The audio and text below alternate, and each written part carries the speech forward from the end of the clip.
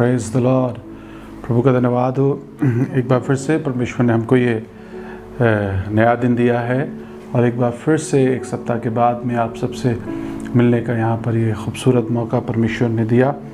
और आज हम परमेश्वर के वचन में चलेंगे और यीशु मसीह के प्रेम के बारे में सीखेंगे, परमेश्वर के प्रेम के बारे में सीखेंगे कि वो आपसे कितना प्यार करता है। और जब भी मैं इस विषय के ऊपर बात करता हूँ या सोचता हूँ तो मुझे सबसे पहला जो पद मेरे सामने आता है वो रोमियो 5वां अध्याय और उसका 8वां पद है। यहाँ पर ऐसा लिखा है, परमेश्वर हम पर अपने प्रेम की भलाई इस रीति से प्रकट करता है कि जब हम पापी ही थे तभी मसीह हमारे लिए मरा। प्रेम की भलाई, परमेश्वर अपने प्रेम की भलाई हमारे लिए इस प्रकार से प्रकट करते हैं कि जब हम पापी ही थे तभी यीशु मसीह हमारे लिए मर गया। उसने इस बात का इंतज़ार नहीं किया कि जब मैं उसे जान जाऊंगा, जब मैं उसे पहचान जाऊंगा, जब मैं उससे बहुत प्यार करने लगूंगा, जब मैं उसके बड़े नज़दीक आ जाऊंगा तब वो मेरे लिए अपने प्राण को देगा। बल्कि परमेश्वर का वचन बताता है कि जब मैं पापी ही था, जब मैं जानता ही नहीं था उसके बारे में, जब मैं यीशु मसीह के विषय में मैंने शायद कभी सुना भी ना हो, मैंने कोई संबंध मेरा प्रभु के साथ में ना हो, और तब भी यीशु मसीह हमसे प्यार करता था, मुझसे प्यार करता था। और संसार के अंदर बहुत से ऐसे लोग हैं जो आज यीशु मसीह को जानते हैं, लेकिन एक समय ऐसा था कि वो जानते ही नहीं थे, लेकिन आज वो जानते हैं, यीशु मसीह के प्रेम को जानते हैं, यीशु मसीह को जानते हैं, उसके बलिदान को जानते हैं। कारण ये है क्योंकि परमेश्वर का वचन बताता है कि इस पृथ्वी की नींव रखने से पहले ही हम उसके विचारों में थे। जी हाँ, परमेश्वर के चुने हुए लोग हैं। परमेश्वर कुछ लोगों से बेहद प्यार करता है और वैसे तो वो इस जगत से प्यार करता है। वो सबको मौका देता है, वो सबके पास आता है, वो सबके दिल के द्वार पे आकर के खटखटाता है। लेकिन कुछ लोग तो उसकी उस खटखटाहट को सुन लेते हैं, उस नॉक को सुन लेते हैं, लेकिन बहुत से लोग इग्नोर कर देते हैं। लेकिन यीशु मसीह आपसे प्यार करता है, यीशु मसीह सबसे प्यार करता है। इसलिए परमेश्वर का वचन कहता है यूहन्ना 3:16 के अंदर कि परमेश्वर ने जगत से ऐसा प्रेम रखा कि उसने अपना इकलौता पुत्र दे दिया, ताकि जो कोई उसके ऊपर विश्वास करे वो नाश ना हो परंतु अनंत जीवन पाए। तो परमेश्वर ने जगत से प्यार किया, परमेश्वर ने हर एक व्यक्ति से प्यार किया है और सबको एक अच्छा और जीवन जीने के लिए उसने मौका दिया है, एक पवित्र जीवन जीने का मौका दिया है। लेकिन कई बार हम उसको अपने जीवन के अंदर गंभीरता के साथ में नहीं लेते, और उसका दिल ये है, उसका मन है प्रभु का कि कोई भी व्यक्ति नाश ना हो, एक भी जना नाश ना हो, कोई भी व्यक्ति नाश ना हो और सभी लोग जीवन पाएं, अनंत जीवन पाएं।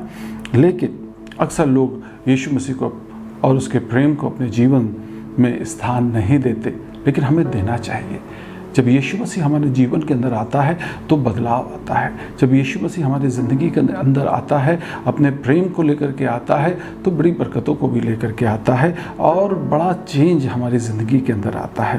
पहला यूहन्ना उसका 4 अध्याय उसका 16 पद कहता है कि जो प्रेम परमेश्वर ने हमसे किया है या हमसे करता है उसे हम जान गए हैं। तो एक मसीह जीवन के अंदर, एक विश्वासी जीवन के अंदर हमें इस बात का पता होना चाहिए, हमें मालूम होना चाहिए कि परमेश्वर हमसे कितना प्यार करता है, वो कितना प्यार करता है।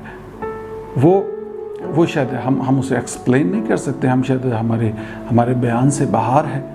और यीशु मसीह ने अपने प्रेम को हमारे लिए उस क्रूस के ऊपर दिखा दिया और दर्शा दिया और कहा कि हे पिता इन्हें क्षमा कर, क्योंकि ये नहीं जानते ये क्या करते हैं।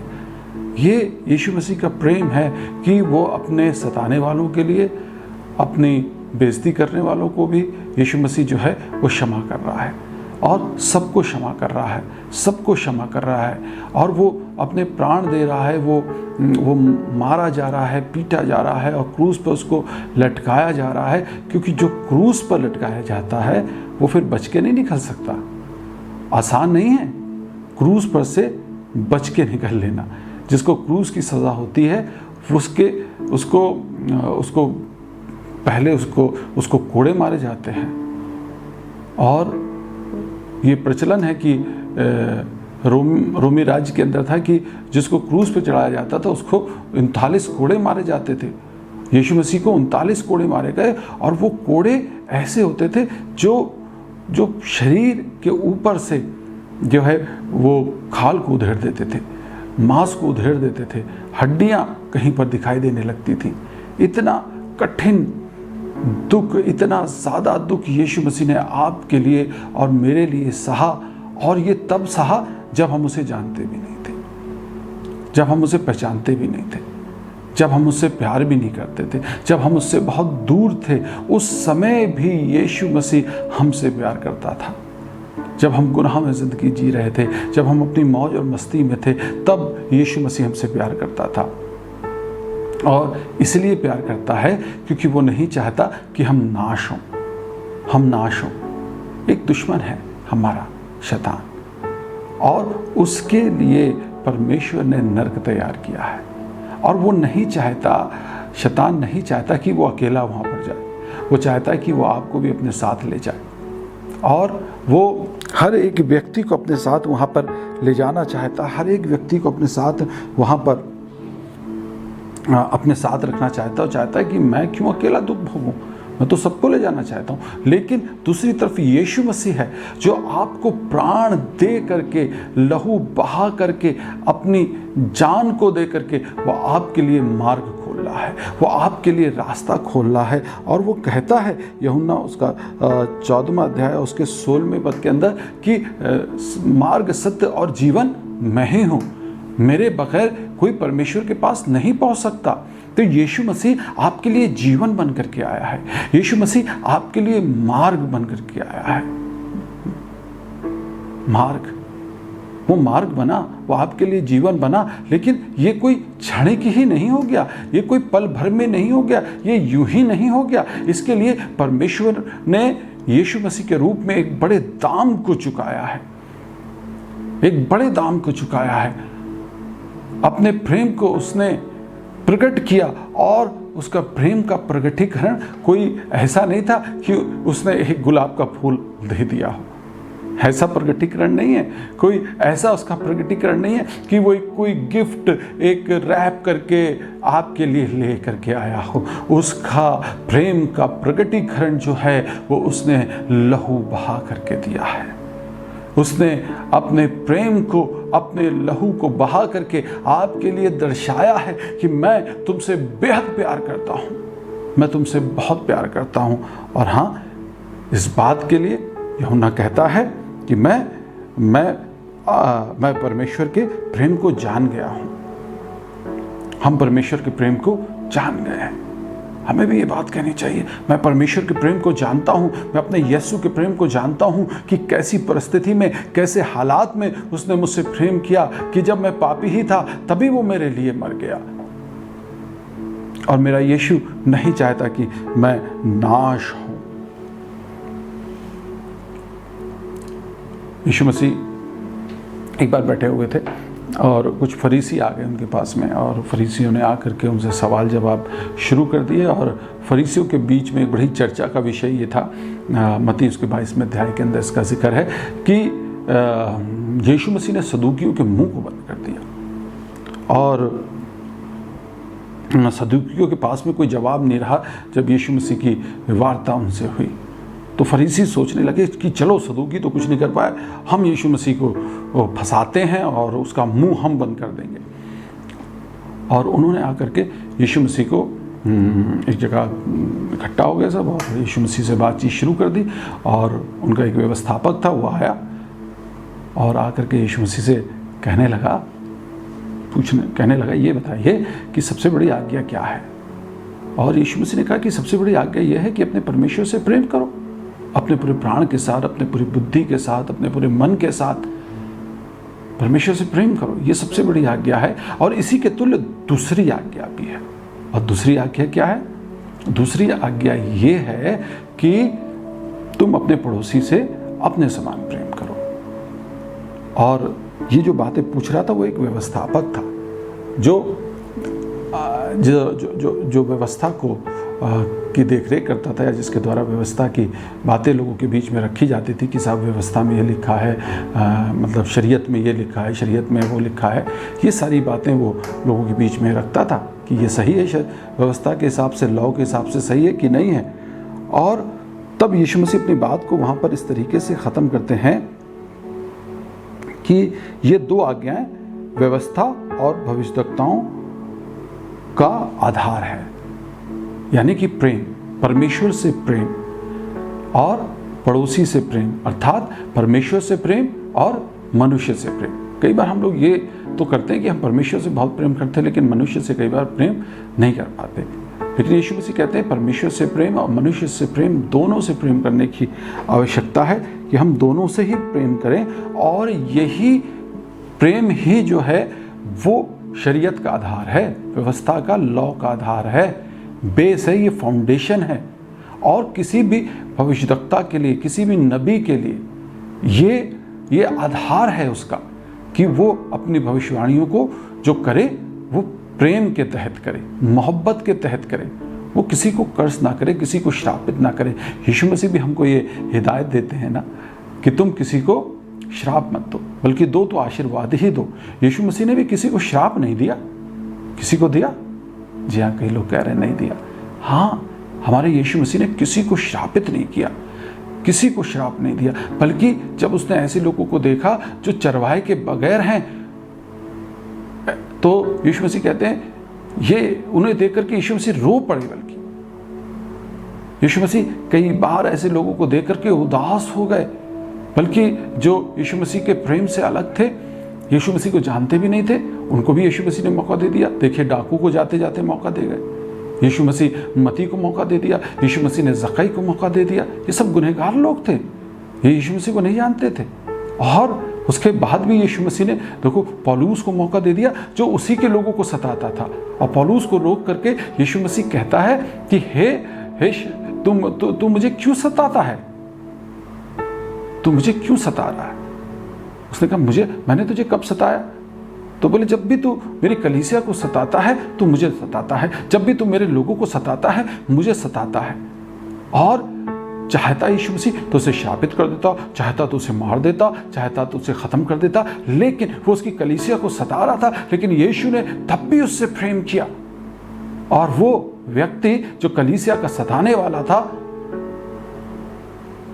वो सेवक बन गया, पौलुस सेवक बन गया, वो सेवा करने लगा। कारण क्या था? क्योंकि यीशु मसीह ने उससे प्रेम किया।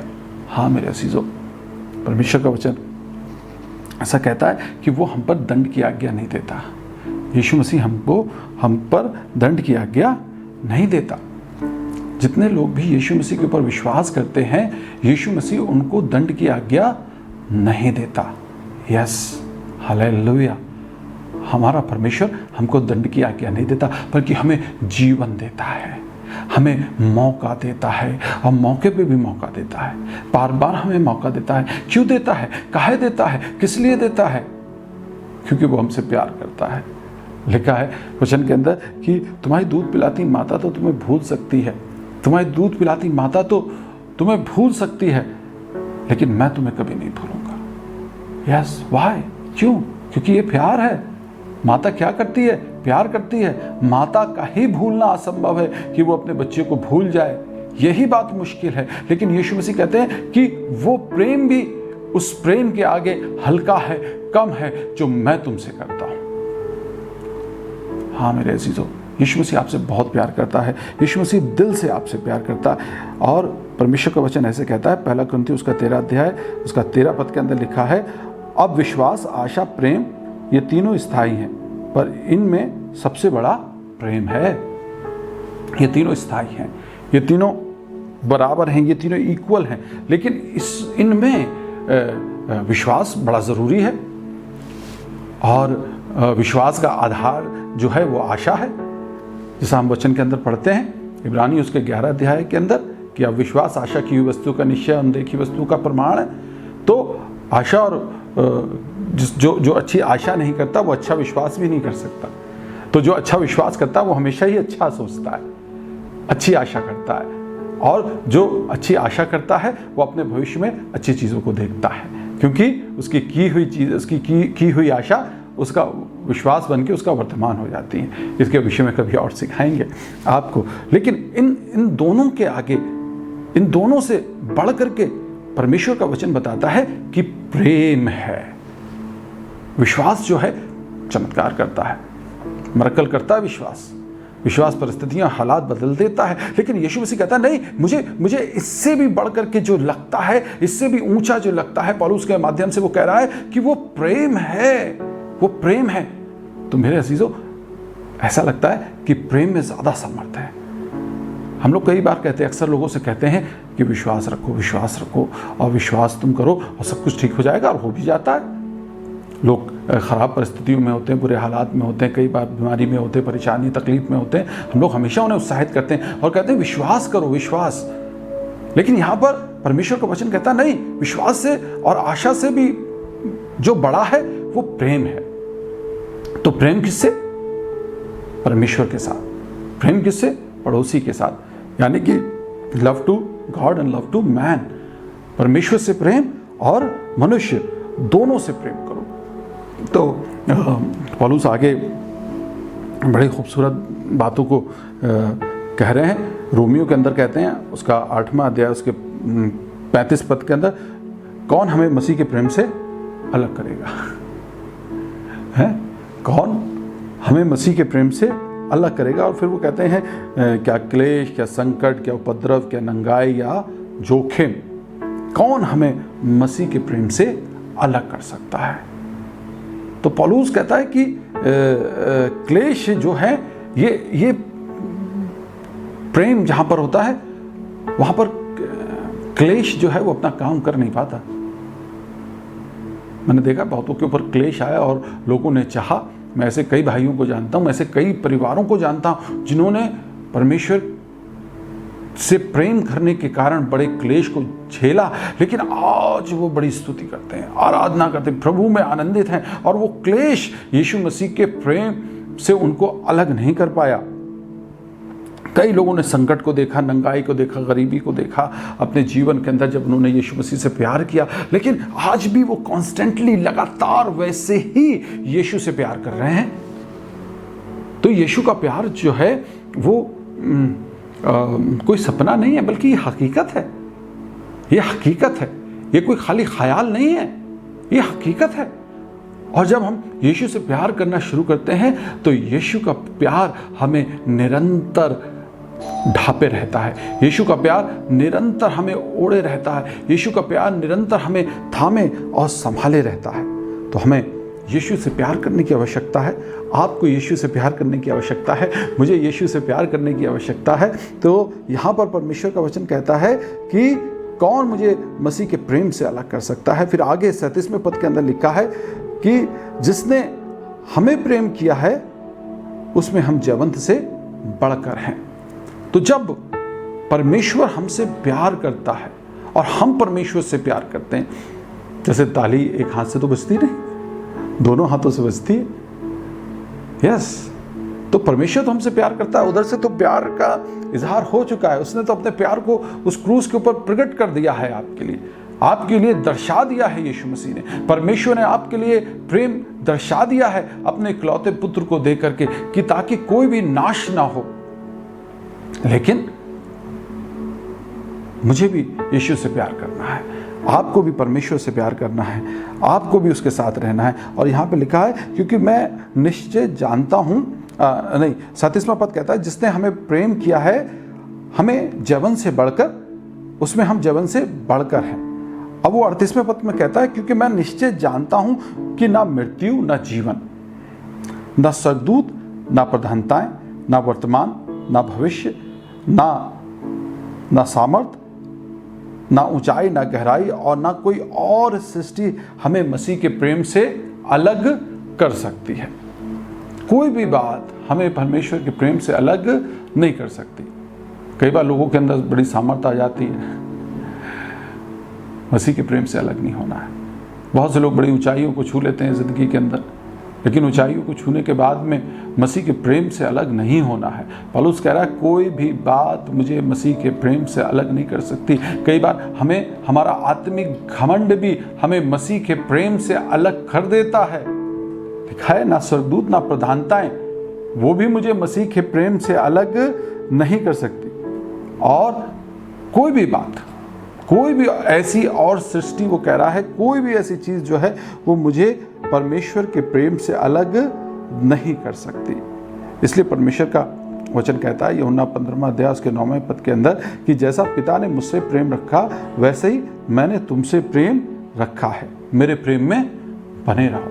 तो यीशु मसीह का प्रेम जो है वो पार्शियल नहीं है। वो ये नहीं कह रहा कि परमेश्वर ने मुझसे जैसा प्रेम किया उससे कम मैं प्यार तुमसे कर सकता हूँ। नहीं नहीं नहीं, वो कोई नापतोल नहीं बता रहा, वो कोई पॉलिटिकली कोई ऐसी बात नहीं कर रहा, बल्कि वो ऐसा कह रहा है कि जैसा जितना प्यार परमेश्वर मुझसे करता है उतना ही प्यार मैं तुमसे करता हूँ, इक्वल।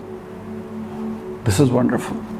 और जहां पर प्रेम है वहां पर आशीष है, जहां पर प्रेम है वहां पर भरपूरी है।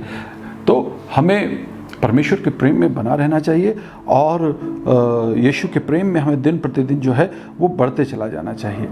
और परमेश्वर का प्रेम हमें डिफरेंट बनाता है। मैंने कई बार लोगों को देखा है और परमेश्वर का वचन भी कहता है कि यदि मैं स्वर्गदूतों की बोलियां बोलूं और अगर प्रेम ना रखूं तो मैं ठनठनाता हुआ पीतल और झंझनाती हुई झांझ हूं। तो कई बार हम परमेश्वर से तो प्रेम करते हैं लेकिन लोगों से प्यार नहीं कर पाते, मनुष्य से प्रेम नहीं कर पाते हैं। तो और आगे लिखा है कि यदि मैं भविष्यवाणी कर सकूं और सब भेदों और सब प्रकार के ज्ञान को समझूं और मुझे यहाँ तक पूरा विश्वास हो कि मैं पहाड़ों को हटा दूं, परंतु प्रेम ना रखूं तो मैं कुछ भी नहीं। और फिर आगे कहता है तीसरे पद के अंदर, यदि मैं अपनी संपूर्ण संपत्ति कंगालों को खिला दूं या अपनी देह जलाने के लिए दे दूं और प्रेम ना रखूं तो मुझे कुछ भी लाभ नहीं। तो मैं ठनठनाता वो पीतल हूं, मुझे कोई फायदा नहीं, मुझे कोई लाभ नहीं और मैं कुछ भी नहीं। मैं चाहे कितनी भी बड़ी बातें कर लूं, चाहे मैं भविष्यवाणी करूं, चाहे मैं दान पुण्य करूं और चाहे मैं कितना भी बड़ा विश्वास करूं, लेकिन अगर मैं प्रेम ना रखूं, चाहे मैं कितना भी बड़ा मिनिस्टर हो जाऊं, चाहे मैं कितना भी बड़ा दान पुण्य करने वाला हो जाऊं, लेकिन अगर मैं प्रेम ना करूं मनुष्यों के साथ, लोगों के साथ, तो मैं कुछ भी नहीं, मुझे कोई भी लाभ नहीं। और परमेश्वर बताता है यहाँ पर प्रेम की क्वालिटी है। प्रेम की क्वालिटी खाली कहने से ही प्रेम नहीं होता। हम प्रेम करते हैं, हम प्यार करते हैं, हम प्यार करते हैं। कई बार लोग कहते हैं I love you, I love you, I love you. तो खाली बातों से काम नहीं चलता, बल्कि प्रेम की क्वालिटी है। और लिखा है यहाँ पर चौथे पद के अंदर, पहला कुरिन्थियों 13 अध्याय चौथे पद के अंदर कि प्रेम धीरजवंत होता है। कैसा होता है? प्रेम धीरजवंत होता है। प्रेम कृपालु है। प्रेम डाह नहीं करता। प्रेम अपनी बड़ाई नहीं करता। वो फूलता नहीं, वह अनरीति नहीं चलता, वह अपनी भलाई नहीं चाहता, झुंझलाता नहीं, बुरा नहीं मानता। This is the quality of love. लेकिन क्या ये प्रेम हमारे बीच में पाया जाता है? क्या हमारे परिवारों के अंदर पाया जाता है? क्या कलीसिया के अंदर पाया जा रहा है? क्या मसीह समाज के अंदर ये प्रेम पाया जा रहा है? मैं देखता हूं कि इसके अपोजिट है। लोग धीरजवंत तो है नहीं, कृपालु भी नहीं दिखाई दे रहे, डाह तो फेवरेट है और अपनी बड़ाई करना और फूलना, इसमें तो बहुत इंटरेस्ट आता है। गलत काम करना, अनरीति चलना, अपनी भलाई चाहना और झुंझलाना और बुरा मानना, ये तो बड़ी कॉमन चीज है। ये तो सभी लोग कर रहे हैं। इसका मतलब ये जो बड़ी बात है, जो विश्वास से और आशा से बड़ा है, जो प्रेम, इसको हम मिस कर रहे हैं। और जब हम इसको मिस करते हैं अपनी लाइफ के अंदर, तो हम रिलेशन में आगे नहीं बढ़ पाते, परमेश्वर के साथ में हम नहीं चल पाते, यीशु के साथ हम नहीं चल पाते। वचन कहता है, यीशु मसीह कह रहे हैं यूहन्ना 15 अध्याय के अंदर कि मैं दाखलता हूँ और तुम मेरी डालियाँ हो, और तुम मुझसे अलग होकर के कुछ भी नहीं कर सकते, लेकिन जो डाली मुझ में बनी रहती है वो बड़ा फल लेकर के आती है। तो ये रिलेशनशिप है, ये रिश्ता है, ये प्यार है। तो हम यीशु मसीह के साथ भी मोहब्बत नहीं दिखा पा रहे। तो जब हम यीशु मसीह के साथ चलते हैं तब हम परमेश्वर के प्रेम से भर जाते हैं। यीशु मसीह का प्रेम हमारी ज़िंदगी के अंदर बड़ा काम करता है, और ये जो क्वालिटीज़ हैं ये भी हमारी ज़िंदगी के अंदर आती हैं, क्योंकि यीशु मसीह कहता है यूहन्ना 14:16 के अंदर कि मैं पिता से प्रार्थना करूंगा कि मैं जाता हूं और तुम्हारे लिए एक सहायक भेजूंगा। तो जब ये सहायक आता है अर्थात पवित्र आत्मा आता है, जब हम पवित्र आत्मा से भर जाते हैं तब हम प्रेम करना सीख जाते हैं। और रोमियो 8वां अध्याय उसके पहले पद से अगर आप पढ़ेंगे तो बहुत सी चीज़ें आप वहाँ पर देखेंगे, बहुत सी आशीषों को आप वहाँ पर देखेंगे। और यहाँ पर ऐसा लिखा है, 5वां पद कहता है, क्योंकि शारीरिक आदमी शरीर पर मन लगाता है और आत्मिक व्यक्ति आत्मा की बातों में दिल लगाता है। शारीरिक व्यक्ति शारीरिक बातों पर मन लगाता है और आत्मिक व्यक्ति आत्मिक बातों पर मन लगाता है। तो अगर हम आत्मिक हो गए, अगर हम आत्मा से भरे हुए लोग हैं तो हम आत्मिक बातों पर मन लगाएंगे, और तब यीशु मसीह के साथ चलना, उससे प्रेम करना हमारे लिए आसान हो जाएगा। 7वां पद यहाँ पे कहता है, क्योंकि शरीर पर मन लगाना खुदा से बैर रखना है। खुदा से बैर रखना है। तो जब भी हम शरीर पर मन लगाते हैं और आत्मा के अनुसार नहीं चलते, हम परमेश्वर से बैर करते हैं। 9वां पद कहता है, क्योंकि जिसमें परमेश्वर का आत्मा नहीं वह परमेश्वर का जन नहीं। लेकिन जब ये आत्मा आता है तो आत्मा अपना फल लेकर के आता है, और आत्मा का पहला फल क्या है? प्रेम। इसलिए पवित्र आत्मा से अपने आप को भरें। यीशु मसीह से कहें, मुझे पवित्र आत्मा से भर दीजिए प्रभु, और मैं चाहता हूं कि मैं इस आत्मा के फल के द्वारा जो प्रेम है इससे भर करके तेरे निकट भी आ सकूं और लोगों के निकट भी आ सकूं। आइए हम दुआ करें। प्रभु यीशु मसीह, हम आपका धन्यवाद करते हैं इस सुंदर समय के लिए, इस वक्त के लिए प्रभु जी, इस खूबसूरत वक्त के लिए जो आपने हमें दिया, और ये वचन जो हमने सुना है इसके लिए हम शुक्रगुजार हैं।